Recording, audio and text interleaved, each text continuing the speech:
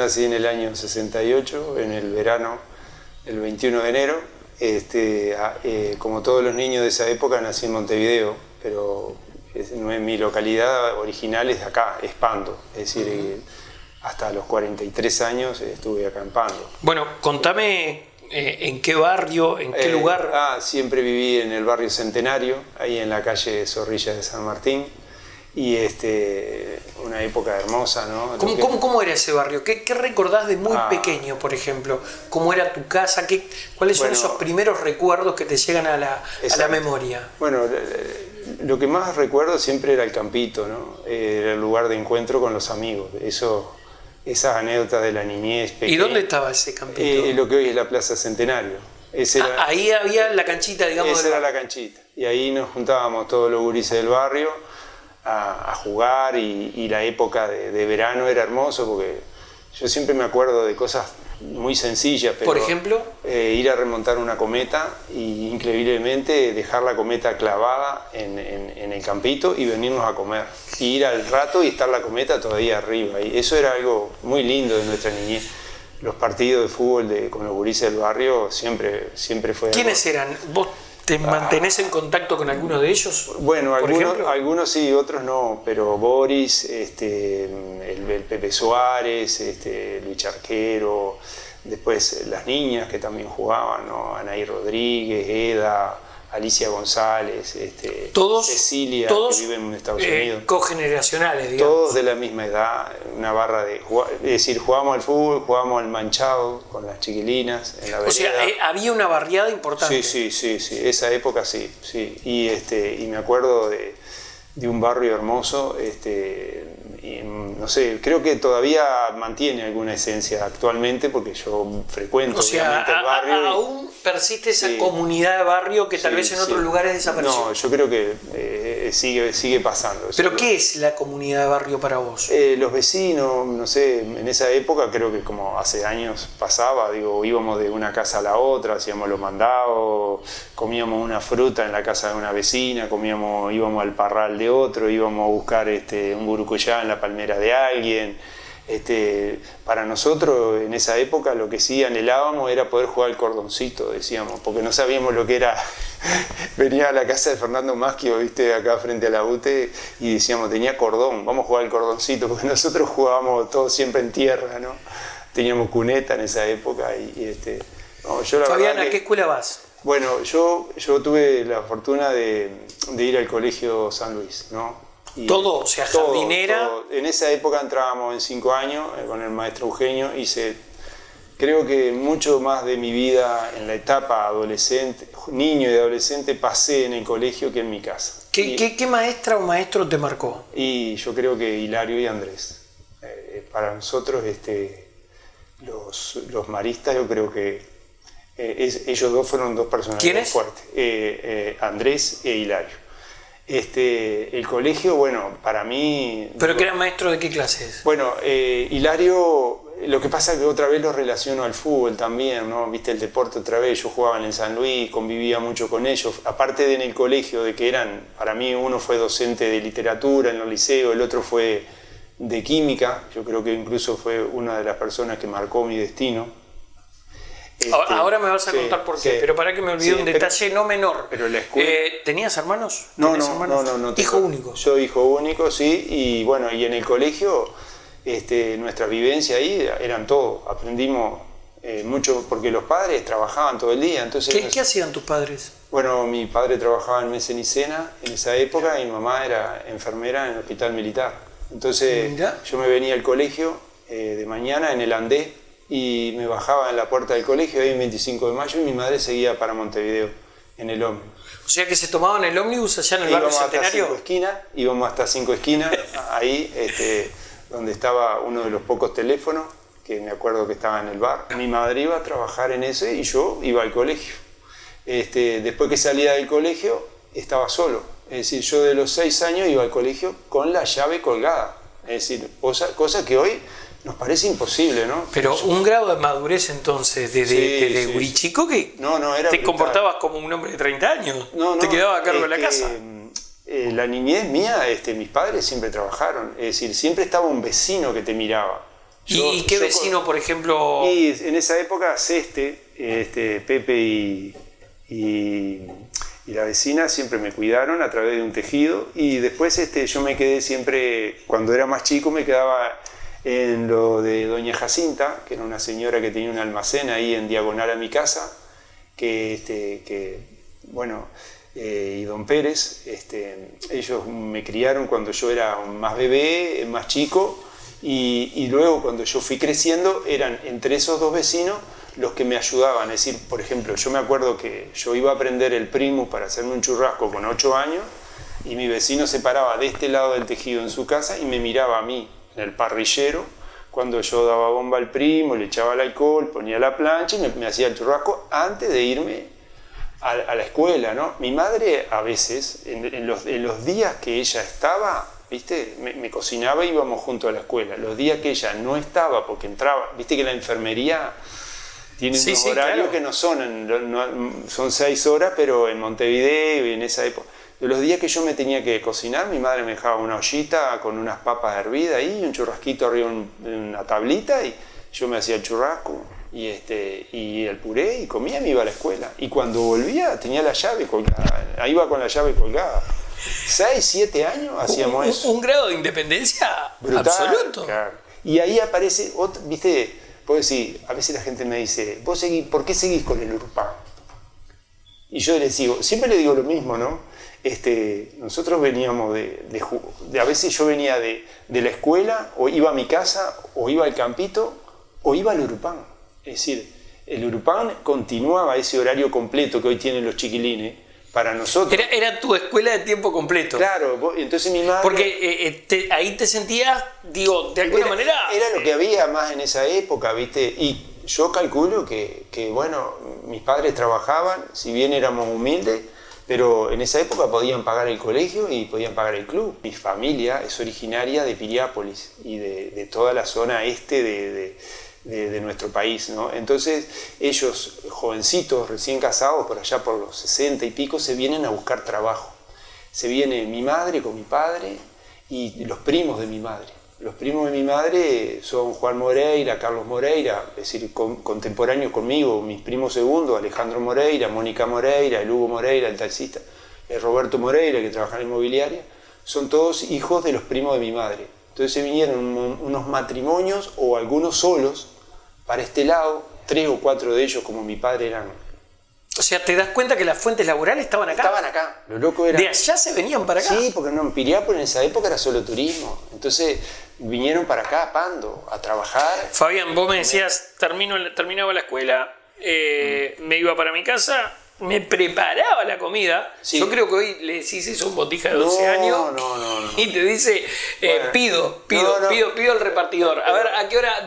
Déjame el teléfono ahí en la heladera y llamo al delivery. Yo a veces le digo a mi hijo grande, le digo, bueno, ahora ya no, pero hace un año o 2 atrás, a veces le hacía un chiste, cuando tenía 17, 18 años, le digo, Abu, te queda un mes para irte a vivir solo a Buenos Aires, como yo. Y él sabe que yo se lo dije eso, porque a nosotros no nos asustaba eso. No, a mí nunca me asustó irme a vivir a Buenos Aires solo con 18 años. Es decir, era una gran urbe, lo que muy pasa distinto es que lo venías haciendo de los 6 también, ¿no? Claro, además, ¿qué pasa? El colegio tiene mucho que ver, también nuestros padres, pero yo creo que la educación que teníamos en el colegio era muy buena. Nosotros en esa época estábamos preparados desde muy temprano. Es decir, todo el camino marista, calculo que todos los que son de mi generación y fueron al colegio conmigo deben tener... estamos cortados con el mismo cuchillo. Es decir, ¿Por qué fue tan importante el Urupán en tu vida? Bueno, yo al club siempre sentí que tenía que volver cuando pasó, es decir, siempre fui un socio del club. ¿Y qué hacías cuando eras chico en el Urupán? Íbamos a la gimnasia de tarde, a esa gimnasia con Fernando Richeri, con Milagro, no sé, jugábamos a la pelota, pasábamos la tarde divino, digo, era el club de las 5:30 hasta las 7, que viniera mi madre, cuando salía a las 18 me pasaba a buscar por el club, ¿viste? Otras veces me iba solo a casa, a ver si llegaba antes que mi madre, o, ¿viste? A veces esperarla. ¿Terminás la escuela y qué haces? ¿Liceo, UTU? Sigo en el Liceo Marista. ¿Seguís en el Liceo Marista? Sí, sigo en el Liceo Marista, completo en esa época me voy al Brause en cuarto año, porque mi generación... Ahí va, a eso te iba a preguntar. ¿Quiénes eran cogeneracionales en el liceo? Ahí se generan los lazos más sí, permanentes. Sí, ¿no? bueno, Julio Cancela, Miguel Rabelín, Fernando Maschio, Lucho de Ana, Leonardo Godoy. Todos esos eran parte de la barra. Sí, claro, Marcel Rodríguez, Tabaré Sánchez. Algunos éramos compañeros de clase, otros amigos, las chicas de esa época, que eran Karina Maurente, Cintia Alberti, Laura Casela, María Alve. ¿Y qué movida había? ¿Qué había para hacer? No. Si avanzamos unos años, nuestra generación tuvo para mí la juventud fue hermosa. Nosotros, lamento decirle a los que tienen otras edades, pero los que vivimos los 80, jóvenes... ¿Pero por qué? No, porque Pando era increíble. ¿Pero por qué? Era increíble. Primero porque estábamos como que se ve saliendo de dictadura, entonces había mucha necesidad de juntarse. Entonces los movimientos juveniles eran muy frecuentes. Yo, por ejemplo, fui presidente Leo, y era muy ¿Presidente? común de los Leo, del Club de Leones. Pero era algo que hoy día no lográs ni siquiera formar los grupos. Y nosotros en esa época éramos muchas personas que participábamos de actividades sociales, porque era la única forma de reunirnos, ¿viste? Y hacíamos partidos de fútbol los Leo contra los Interac, que eran el grupo de Rotary, ¿no?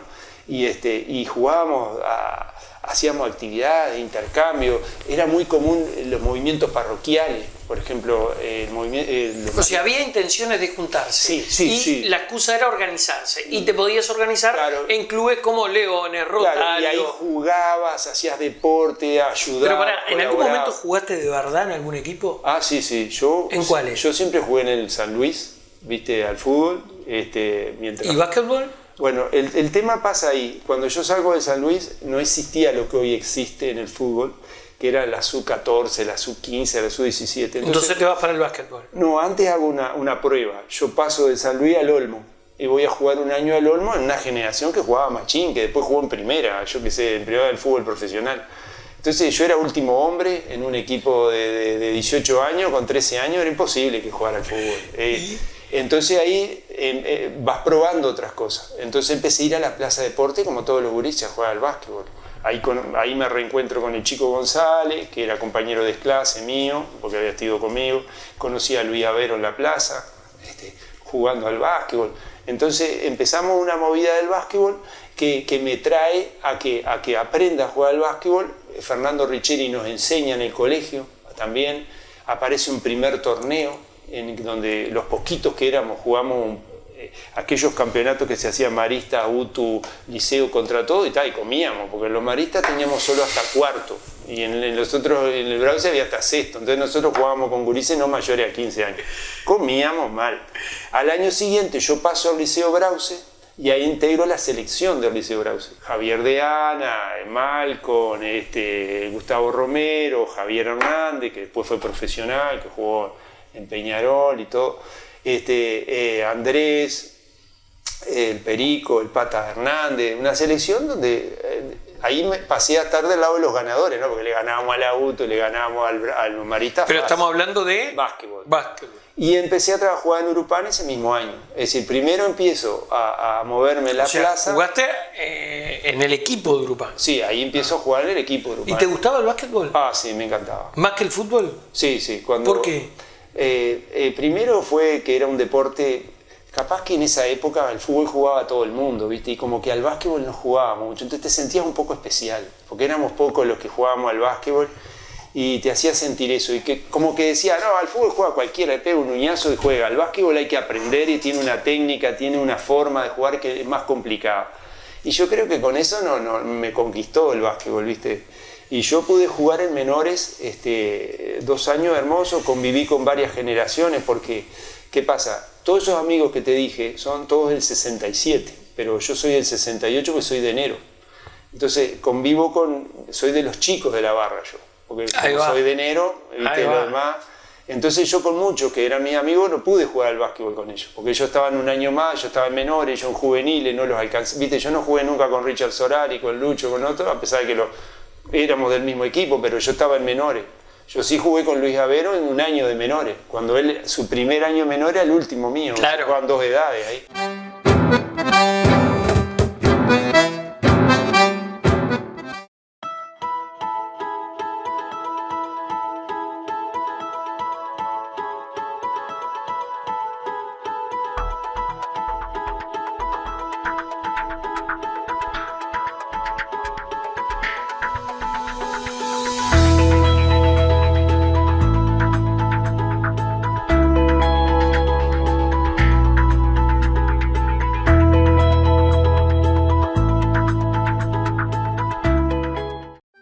Si este edificio hablara, contaría historias llenas de confianza y crecimiento.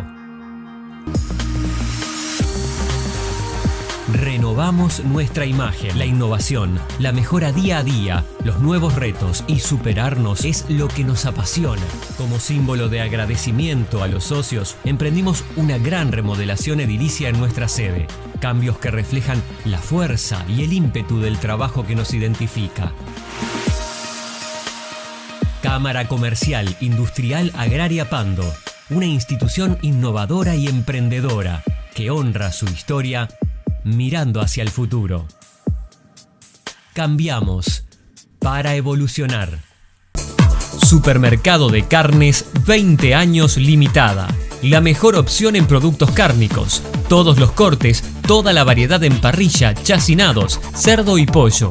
Atención personalizada y excelentes precios. En calidad contamos con el exclusivo corte rancho. Supermercado de Carnes. Wilson Ferreira, esquina Independencia, en Super Paraíso, con estacionamiento propio.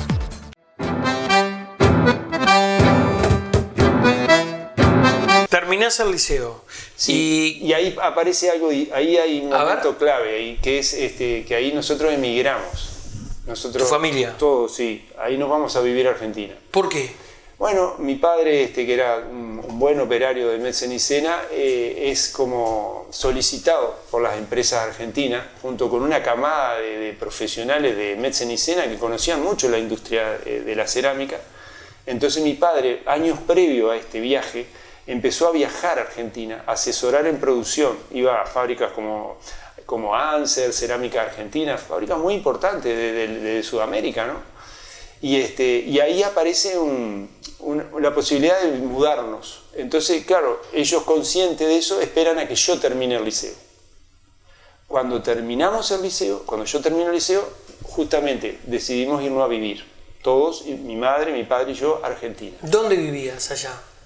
Vivía en el barrio Caballito, en Avenida La Plata. Sigo a veces visitando ese lugar. ¿Sí? Sí, porque en las últimas instancias no he tenido... nuevo para alguien que salía de Pando. No, aparte, no. Aquello era yo ni iba a Europa. No conocía ni Montevideo yo todavía. Para que tenga idea, lo que conocía de Montevideo eran las canchas de básquetbol que iba con Urupán, que fue el que me hizo conocer Montevideo, fue el básquetbol. Pero ahí era impresionante. ¿Y llegás a Buenos Aires? ¿Qué es lo primero que te sorprende? No, pero además llego solo. Pasó algo ahí en el medio, que es que mi madre hace una hernia de disco y se tiene que operar de la columna. Y mi madre queda en una situación delicada, internada en el hospital militar, todo ese verano. Entonces mi padre me dice, bueno, no nos podemos ir hasta que tu madre no se recupere. Pero yo no puedo creer lo que hice. Yo le dije, no, pero yo no puedo perder un año de facultad.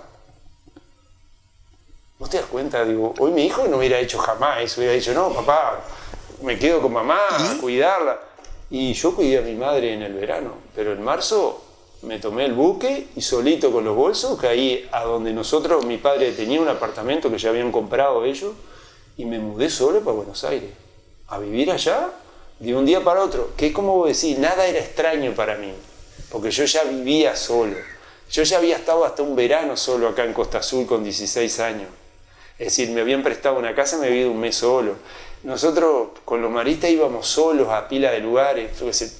Los operativos Soldi, habíamos ido un verano. ¿Qué gurizada va en enero a pintar, a sacar agua de una cancha de bocha, a pintar los juegos, a hacer el Día de Reyes como fuimos nosotros en Monte y a pintar una capilla? No existía eso. Yo iba los sábados a cocinar a la escuela del barrio Estadio. Todos los sábados. Eso era un compromiso que teníamos con los maristas de ese año. Como la escuela del barrio Estadio no tenía cocina para los sábados, nosotros en la capilla de las monjas mangueábamos los alimentos, Iriarte nos daba el supergas y allá íbamos los gurises de 16 años a cocinar. Todos los sábados. Los que cocinaban y los que no cocinábamos hacíamos juegos que sabíamos muchas dinámicas. Los maristas nos proveían de muchas actividades. Llegás con 18 años a Buenos Aires, sí. Con la valijita, te vas para Caballito. Ahí llegamos, y un dinerito, no mucho, para no saber hasta cuándo. Y bueno, y empecé a informarme cómo entrar en la universidad. Y ¿qué estudiaste? Allá bioquímica. Entonces, ¿bioquímica? Sí, cuando descubro que tenía que revalidar el secundario, que no podía ingresar directo con el secundario, rápidamente empecé a estudiar para revalidar el secundario. Es decir, conseguí que un docente, a través de una amistad que tenía mis padres allá, me consiguió un docente de una biblioteca, me empezó a ayudar a preparar los exámenes para que yo en junio, en julio, rindiera libre algunas asignaturas que no son comunes, ¿viste? A nuestro bachillerato, y en junio de ese año, del año ese, yo tengo el título de bachiller, que para Argentina es ser bachiller, es como acá hacer un grado 5, ¿viste? Y sos bachiller, ¿no? Bachiller, ellos le dan un título marcado y todo en el secundario. Entonces me recibo bachiller e ingreso a la universidad en el segundo semestre. Como en el segundo semestre no podía cursarlo porque las materias de primero eran previas, aparece un proyecto en Buenos Aires muy innovador para nuestro país que se llamaba UBA 21, que daba las clases por televisión. Entonces curso 2 asignaturas en Buenos Aires, empiezo a cursar esas asignaturas viéndolas en la televisión y yendo a rendir exámenes. Curso 2 y dejo para el primer semestre del año siguiente las que me quedaban. Yo preparé mi primer año de universidad allá, en Buenos Aires, en la carrera de bioquímica, el CBC, que me quedaron matemática, física, química y biología, con los cuadernos de sexto año del Liceo Grauce. Es decir, no toqué un libro. Simple, para que viera el nivel que llevábamos nosotros. Yo di libre los exámenes del primer año de universidad en el CBC con lo que sabía del secundario. Yo tampoco me las rasqué mucho. Yo siempre fui buen alumno, ¿no? Aplicado, sí, ¿te gustaba estudiar? Aquí fui escolta, abanderado en el Brauce, yo siempre fui buen alumno y me gustaba, es decir, me gustaba estudiar, y creo que todos en nuestra época... ¿Terminaste bioquímica?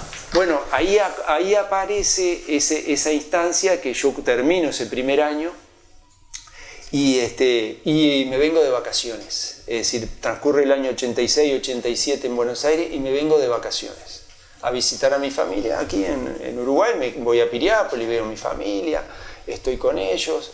Yo igual había venido 2 o 3 veces en el año para estar con mis amigos, los extrañaba mucho en esa época, ¿no? Yo tenía una barra muy firme, que era Julio, Miguel, Fernando, Tabaré, el Canario, Luis, unos amigos que extrañábamos el bar Angelito, el salir de noche. Aparte, en esa época que yo quizás la pudiste mamar tampoco un poco, era el nacimiento del rock nacional, ¿no? Habían toques en todos lados, los boliches, siempre era precioso, y yo lo vivía también en Buenos Aires, pero me faltaban los amigos.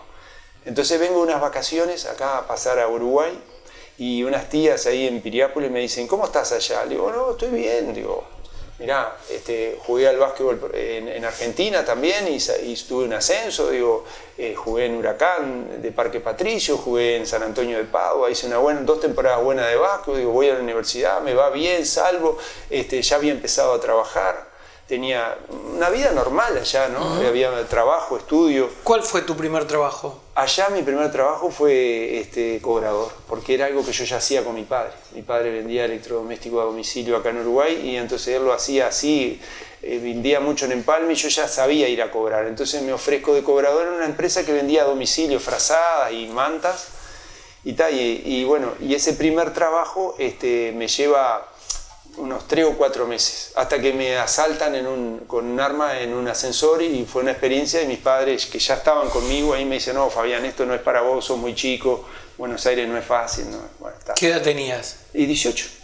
porque mis padres regresan en la mitad de ese año. Es decir, la recuperación de mi madre llevó los 6 primeros meses. Y mi segundo trabajo, increíblemente, me encuentro con un uruguayo allá que vendía productos de cosmética y empiezo a vender productos de cosmética en la farmacia. Yo creo que mi vida siempre estaba anexa a la venta, ¿no? Porque... Ahora, sí. Hay que tener un don para eso. Te tiene que gustar por lo menos la interacción, conversar, sí, llegarle a la gente. Y bueno, sí, yo creo que como mi padre vendía, y mi madre también vendía, porque mi madre también era enfermera, pero vendía ropa. En esa época era muy magro el dinero. Los años 80 fueron unos años muy difíciles. Creo que todas las familias tenían 2 o 3 trabajos cada persona, ¿no? Yo igual siempre trabajé desde niño, ¿no? Yo de niño cambiaba revistas en mi casa.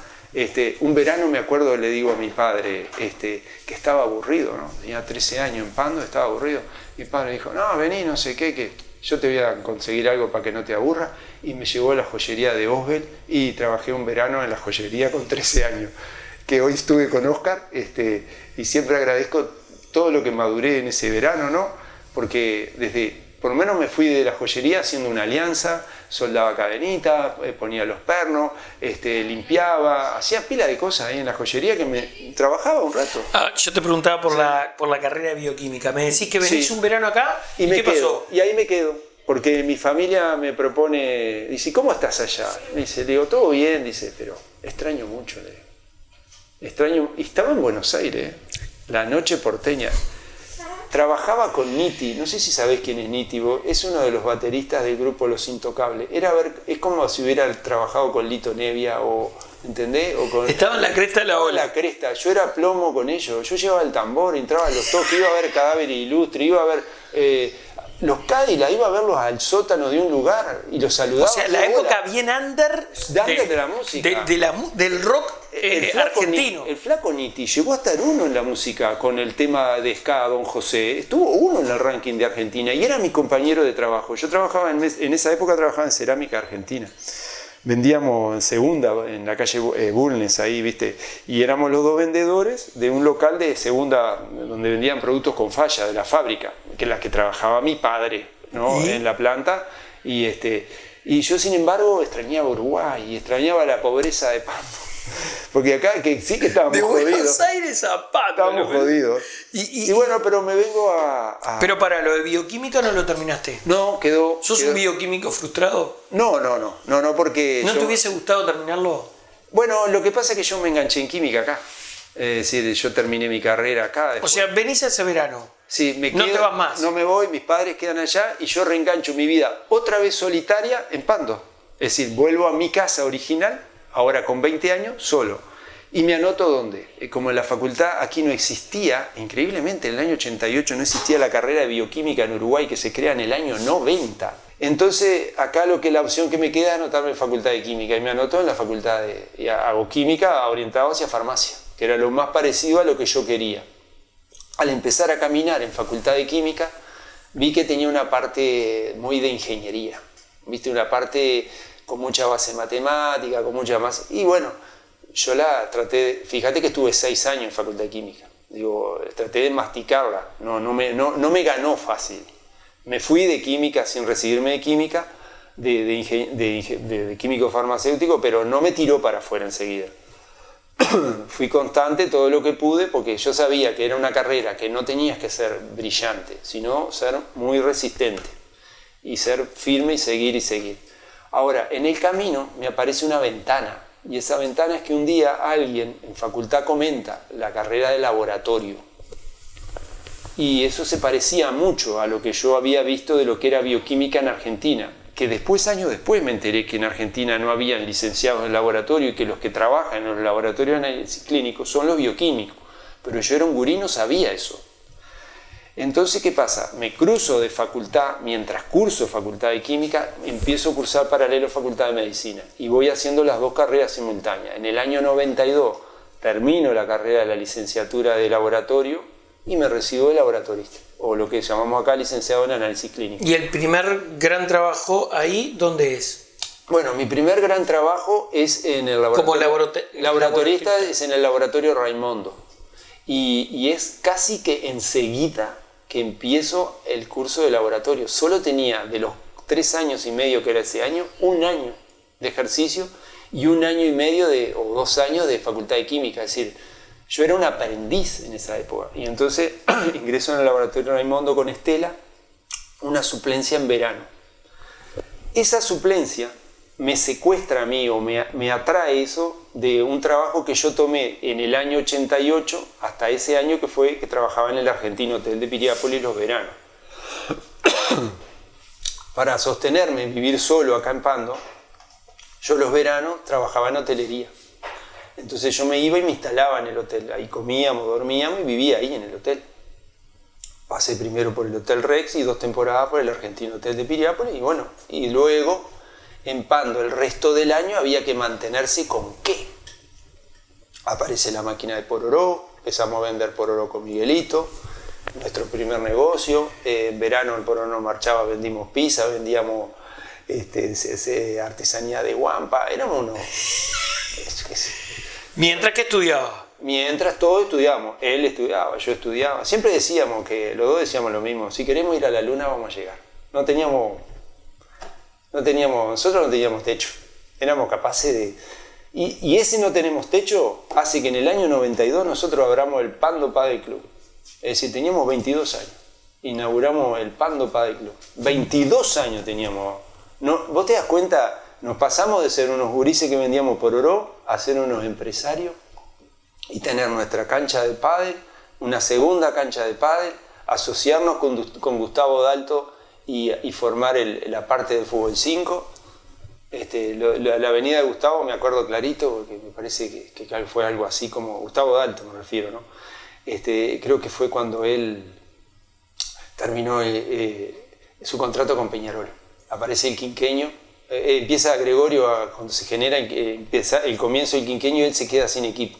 Y vivía en el mismo edificio donde vivía Miguel, y Miguel es el que le dice para ser socio con nosotros. Y bueno, era un jugador. Las canchas son las que estaban en Luis Alberto Herrera. Las que siguen estando, ¿no? Sí, la cancha rumbo al parque. Sí, la cancha. ¿Y eso lo construyeron ustedes? ¿Vos y Miguel Ravelín? Yo y Miguel, y fuimos los peones. Es decir, fuimos la carretilla, la pala, el pasto, plantamos todos esos árboles que hay en el bañado, metimos, no sé, todo un verano trabajábamos 12 horas con Miguel. Todo el verano. Yo incluso a veces... Haciendo esas canchas. Sí, incluso yo trabajaba algunos días ya en el laboratorio. Me acuerdo que... ¿Y cómo surgió eso el pádel? ¿Por qué el pádel? Yo qué sé. Esto del pádel, todo está enganchado. Esto parece como el aviso de la cerveza. Pero vos pasás el pororó al pádel, pero como... No. Esto fue en el año que nosotros fuimos, en el 91, fuimos a Atlantia, al cumpleaños de Fernando Maschio, que tenía su casa de veraneo. Y bueno, Fernando, Miguel, yo éramos como los chicos y teníamos los grandes de la barra, que eran Ricardo Vanini, hoy el fiscal de corte Enrique Rodríguez, el Tello Spitaleche, el Fasi. Esos eran como los referentes nuestros, eran el nivel que estaba arriba de ganancia y nosotros los guachos abajo. Y ellos nos invitan, dice, che, hay un deporte nuevo, dice, el pádel, me dice. Bueno, entonces estamos en el cumpleaños, termina de comer, no sé, la tardecita y arrancamos todos para el pádel. ¿Dónde es el pádel? Otra vez las dos puntas del hilo, es donde hoy es el colegio de mis hijos, el colegio Neruda, ¿no? Entonces llegamos a ese lugar ahí y vemos esa estructura de hormigón, unos tejidos, y nos cobraron en esa época, me acuerdo clarito, 40 pesos la hora. Que es como si fuera lo que son hoy 800 mangos más o menos. Y yo me acuerdo que fue como Rico McPato, me hizo un peso así en los ojos, bling, bling, bling, bling. Dije, no, esto tengo que hacer yo, le dije. Y lo miré a Miguel, le digo, Miguel, esto tenemos que hacer nosotros en Pando. ¿Qué pororón y esto? Tenemos que poner una cancha de pádel. Todo el año 91 nos juntábamos a comer una pizza antes de ir al baile, jugábamos unos trucos. Che, y lo del pádel, tenemos que hacerlo del pádel. Y pasan dos hechos que una vez más nos ayudan a ambos. Uno es, mis padres tristemente se divorcian en Buenos Aires y retornan a Uruguay. Al retornar, venden el apartamento y se dividen el dinero. Mi madre pasa a vivir en la casa original donde nosotros vivíamos y mi padre vive en otro lugar. Pero mi madre con ese dinero me dice, dijo la frase justa, no sé qué hacer con la plata, si tenés una idea o algo que pueda... Yo, viste, cuando vos te caes la ficha y decís, mira, tengo una idea muy loca, pero no sé si va a salir. El padre. Y bueno, y justamente, y Miguel también coincide que su papá hace una expropiación treintenal de un terreno, y surge el terreno, que es el actual terreno de las canchas. Entonces aparece el dinero, aparece el piso, y aparece un trabajo mío también. Yo laburaba en el laboratorio y en eso, y que traía un dinero. Yo traigo un tío mío de Piriápolis que nos ayuda con la construcción al principio, viste, que nos da el arranque y todo eso. Y bueno, y después agradecer a todos los que nos dieron fiado. Carlos Arrosamena, yo qué sé, La Barraca. Nos dieron porque la verdad hicimos muchas cosas a fiado. Viste, que nos daban las cosas, nos dieron la iluminación, nos dieron el tejido. Me acuerdo que fuimos a lo de ¿Cuándo lo inauguraron? ¿Te acordás? Me acuerdo, sí, me acuerdo. Fue en marzo del 92. Y la filmación la filmó Fabio Castel con Sur Filmación, armó unos andamios atrás. Y esto fue increíble. Se pasó de Abraham Premier en el toque de los buitres, en el garage. Bueno, se hizo como un pago, ¿no? La barra del garage, que era increíble, eso marcó algo para nosotros. El querido ya afinado Barone, viste, el Rumbrí, Andrés Mónigo, mi amigo Johnny Perdomo, viste, una barra espectacular, el Chico Alonso, el Taco Frachia. ¿Y pasaron el chivo? Pasaron el chivo. Antes de tocar buitres. Armaron una tele gigante con unos cubos y estaba toda la gente, entró al garage a las 10 de la noche a mirar la filmación de la final de pádel, que la jugó el que la tenía que jugar, el Gitano Alonso. Para mí, en esa época, el Gitano, Mario, bueno. Marzo 92, ahí la inauguraron. En marzo 92. La inauguración se hizo un partido entre la Radio Continental y del Molino, y los veteranos de Nacional y los veteranos de Peñarol. Inauguración que no vio Gustavo, me acuerdo, porque él, que tanto hizo como socio para que esa cancha también se prendió, justo lo ficha al Bolívar para jugar la Copa Libertadores, y se va a jugar la Copa Libertadores, y todos se lo contamos porque él no lo vivió, la inauguración de su cancha, ¿no? ¿Y cuánto tiempo estuvieron ahí? Bueno, la cancha para mí es un ciclo, para ellos es más largo que eso. Para mí eso fue del 92 hasta el 2001. Ahí aparece un gran proyecto para mí, que es que el laboratorio, yo ya estoy trabajando a partir del 90. Yo empiezo a hacer mis primeras guardias a practicar en el 92, 93, en el 94 entro en el laboratorio SED. Pero para el 2001, ahí aparece lo que es la unidad del móvil SED. Entonces, fuerte. Entonces hay una propuesta de trabajo fuerte, y a mí no me daba para todo, porque en todos esos años también está mi parte docente. Yo, además de tener la cancha, trabajaba en el laboratorio, daba clase en el liceo, daba clase de química. ¿Mirá? Sí, tuve 5 años de docente, y fue muy lindo porque compartí con quienes fueron mis docentes como compañeros de trabajo, muchos de ellos, y después, bueno, aprendí mucho, ¿no? Porque, digo, ser un docente a los 21 años no es poca cosa. Yo ingresé en los maristas, aparte de docente, digo.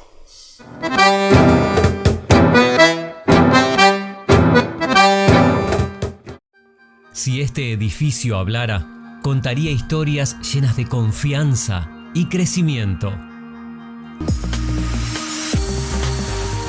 Renovamos nuestra imagen. La innovación, la mejora día a día, los nuevos retos y superarnos es lo que nos apasiona. Como símbolo de agradecimiento a los socios, emprendimos una gran remodelación edilicia en nuestra sede. Cambios que reflejan la fuerza y el ímpetu del trabajo que nos identifica. Cámara Comercial Industrial Agraria Pando, una institución innovadora y emprendedora que honra su historia mirando hacia el futuro. Cambiamos para evolucionar. Supermercado de Carnes 20 años limitada. la mejor opción en productos cárnicos. Todos los cortes, toda la variedad en parrilla, chacinados, cerdo y pollo.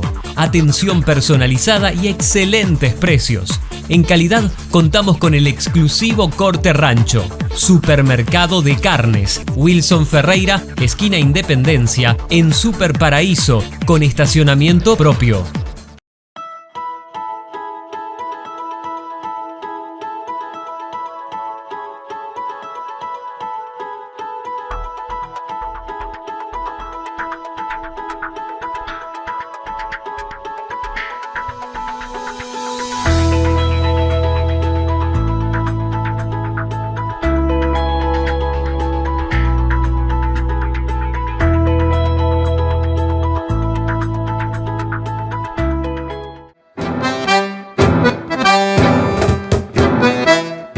¿Tenés familia hoy? ¿Tenés gurises? Sí, tengo 2 varones. ¿De qué edades? Juan Luca, de 13 años, y Agustín, de 19. ¿Qué significan en tu vida? Impresionante, impresionante. Lo que me dieron esos chiquilines, porque además yo, al ser hijo único, y mi padre nunca fue tampoco muy amigo de los gurises, y yo cuando era muy joven decía que no me iba ni casar ni tener hijos, no sé, porque era medio atorrante. Y la verdad que he hecho hermoso la paternidad y... ¿Te cambia la vida? Sí, totalmente. ¿Por qué? Te convertís en un ser muy frágil. El día que sos padre te das cuenta que el mundo... Vos antes pensás que todo vas a poder con todo, hasta que tenés hijos. Y ahí te das cuenta que te tenés que cuidar para ellos. Que ellos depende de vos. Y ese momento me pasó cuando nació Agustín, ¿no? Porque yo era capaz de... No sé, no tenía problema de nada. Yo descalzo o por arriba de los cocodrilos me daba lo mismo. Entonces me pareció que la paternidad siempre se la recomendé después de que yo lo viví como una experiencia propia increíble, ¿no? ¿Cómo desembocás en la ortopedia? Bueno, la ortopedia aparece al venir mi madre. Después de ese divorcio viene a Uruguay y bueno, ella se reintegra a trabajar, ingresa en Camepa, ya casi con 50 años, la toma Camepa a esa edad y me dice, vamos a poner algún negocio. Y también voy a decir una frase que la dije 1000 veces y a veces la vuelvo a contar. Mi madre me dice, vamos a poner algo. Es decir, pues yo vino lo de la cancha, todo, ¿no? Pero también dio para esto. Yo le digo a mi madre, vamos a poner un comercio, pero que no sean alimentos perecederos ni nada. Algo, dije yo esa frase, algo que podamos cerrarla e irnos para las termas cuando quieramos. Porque yo ya tenía claro eso. Porque ellos allá en Argentina, mis padres, a pesar de que mi padre trabajaba y todo, habían abierto una roticería, tipo una fiambrería en un lugar de mucho tránsito, con mucho trabajo. Y que lamentablemente en un año vivieron una hiperinflación, porque Argentina estuvo muy bien con $1 a un austral, pero a los años venideros les fue muy mal porque apareció la hiperinflación y a ellos no les fue bien.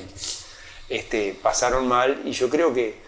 Y se generó la ortopedia entonces a instancia de... Exacto. Pero no venías pensando en una ortopedia. No. ¿Y por qué una ortopedia? Además, yo, porque aparece que mamá, a lo que trabaja en Camepa, es enfermera, no sé si alguien en Camepa le dice, un compañero de trabajo, dice, Teresa, dice, ¿por qué no ponemos una ortopedia?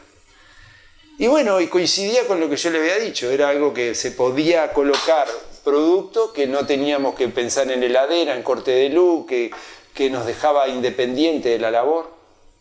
Y bueno, y mi madre, junto con Iris, una peluquera, abre el primer lugar donde se instala la ortopedia, que son los locales ahí de la calle Pando, frente al Club Pando, en los del Italiano. Ahí se abre la primera base de la ortopedia.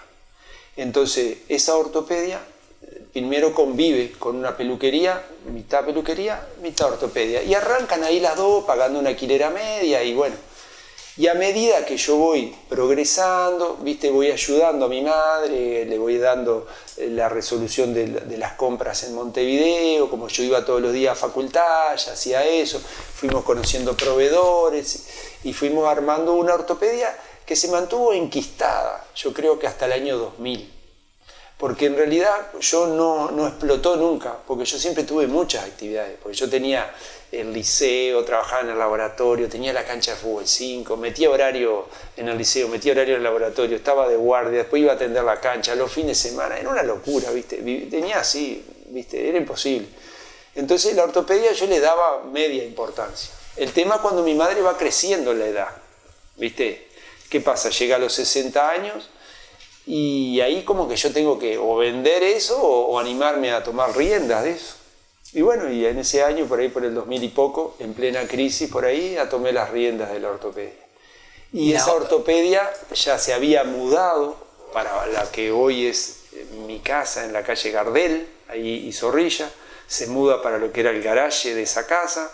Después, cuando yo construyo mi casa arriba del garaje, se muda para lo que era mi dormitorio de soltero, que todavía hay un esbozo de ese local en la ciudad de Pando, lo pueden ver ahí. Y ahí se mantiene esa ortopedia muchos años, pequeñita, y yo creo que el paso de calidad ocurre por el 2003, donde yo veo una opción de esto, ¿no? Pero mientras, no, era como un kiosquito, ¿viste? Era mi madre trabajaba y hacía alguna cosita y vendía algo.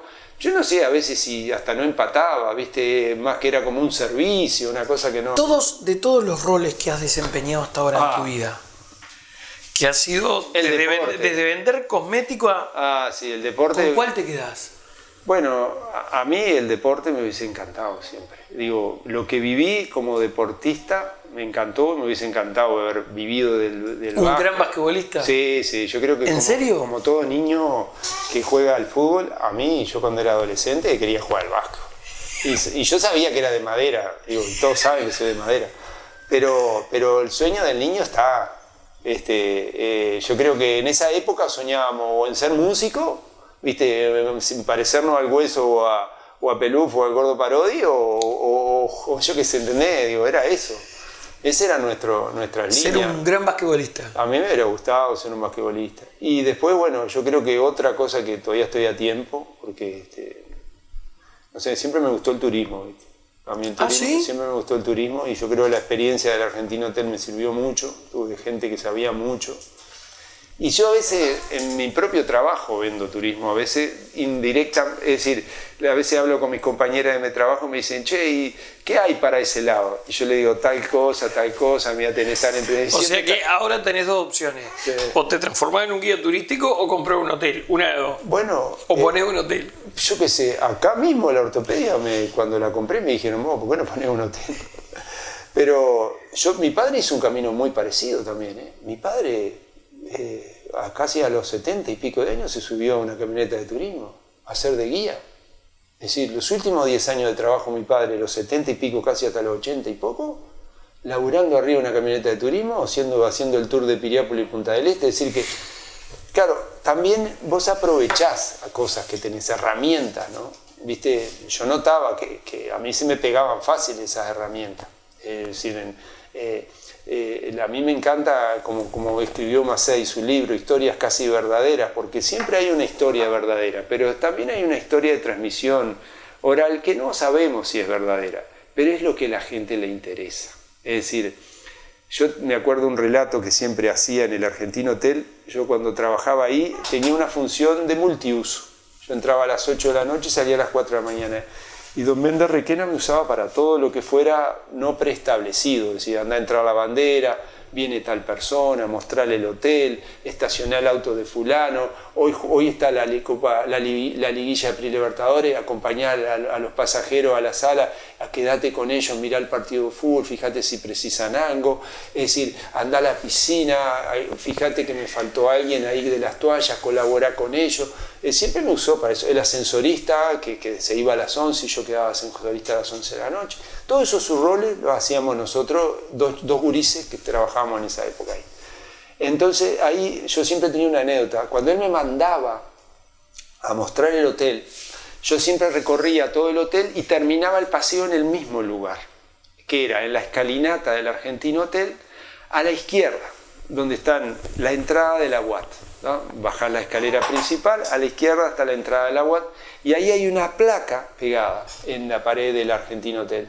Entonces yo a los visitantes que les mostraba el hotel, que siempre eran no sé, si políticos y gente amiga de él o se lo sacó de encima conmigo, no sé, porque un dueño de un hotel, no sé, viste qué es lo que podría hacer en esa época, me decía Fabián, mostrar el hotel y yo ahí arrancaba.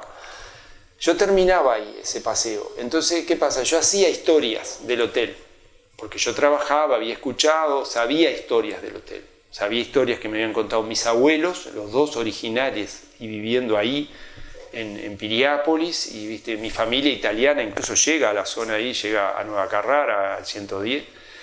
Entonces termino el tour y siempre les decía lo mismo. Bueno, ¿qué les pareció el tour? Bien, bárbaro. Les decía, no entendemos por qué lo terminamos acá en un piso de tierra, entre unas hortensias, acá. ¿Por qué no lo terminaste el tour en el vitró principal de una escalera hermosa que tiene el argentino adentro? No, solo les quería mostrar esta placa, les decía. El tercero es mi abuelo. Entonces, todas las mentiras que yo haya podido decir estaban validadas.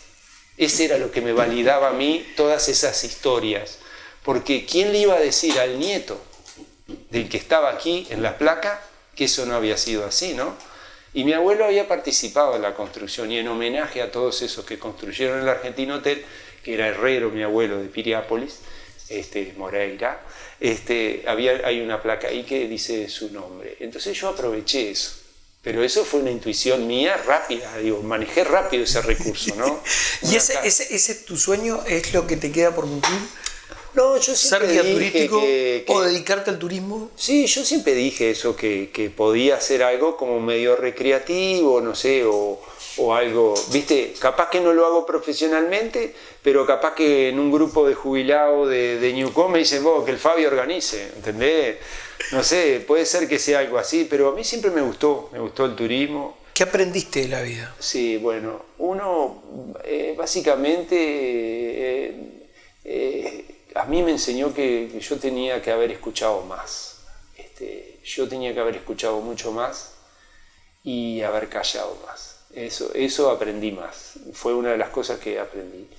Y algo que me gusta, que me pasó en estos últimos años, que quiero decir que me gusta, es que he aprendido mucho de la tercera edad. Es algo que, no sé, no lo esperaba realmente. Pero me ha pasado, no sé, la convivencia mía con mi familia o las situaciones de vida que uno va teniendo en la vida, me ha enseñado a entender algo que yo antes no lo tenía. Cuando era joven para mí eran los viejos y sin embargo, no capaz que nos pasa a todos los que vamos envejeciendo, pero yo sentí que algo hizo un clic en mí, que empecé a comprender otro mundo, que era el mundo de los adultos mayores. Y también la ortopedia tiene mucho que ver con eso, ¿no? Porque aquí también uno recibe mucha historia de vida y eso también te enseña. Pero no sé, creo que el tema de relacionarme por mi trabajo en la salud, el tema de cómo se ha ido conformando mi vida, de todos los eslabones que han ido armando mi vida, capaz que me trajo en esta etapa de mi vida a dar ese paso, ¿no? ¿Qué esperas de la vida? Bueno, ¿un sueño? Sí, yo espero algo que se cumplan los ciclos biológicos, ¿no? Que como todos deseamos, que ver morir a mi padre y que mis hijos me vean morir a mí, ¿no? Que no se corte esa cadena, que no me pase nunca, que ver pasarle algo a mis hijos, que sé que es algo doloroso y que está ahí porque es una carta del mazo, cualquier accidente puede pasar eso, pero bueno, eso es un deseo. Me encantaría tener buena salud para poder disfrutar de ello, tengo la suerte de tener a mi padre, y una buena compañera, y yo qué sé. Pienso que el deseo es mantenerse con buena salud, poder seguir teniendo buenos afectos, sentirse querido, poder querer. Y yo creo que por ahí está, porque el mundo material a mí mucho no me interesa.